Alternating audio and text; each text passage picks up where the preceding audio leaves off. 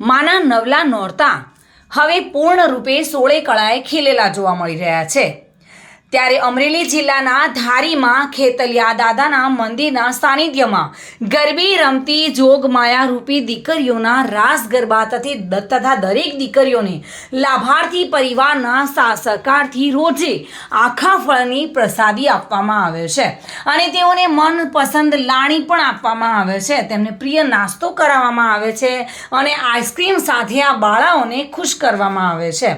દરેક દીકરીઓને રાજી રાખવા આવે છે કારણ કે નાની બાળાઓમાં માં દુર્ગાનું સ્વરૂપ હોય છે અને તે રીતે જ ધારીના ખેતલિયા દાદાના મંદિર ખાતે નાનકડી બાળાઓ ગરબે રમતી હોય છે ત્યારે તેમનું પૂર્ણ રૂપે ધ્યાન રાખવામાં આવતું હોય છે અને તેમને મનપસંદ લાણી અને નાસ્તો આપીને રાજી કરવામાં આવતી હોય છે।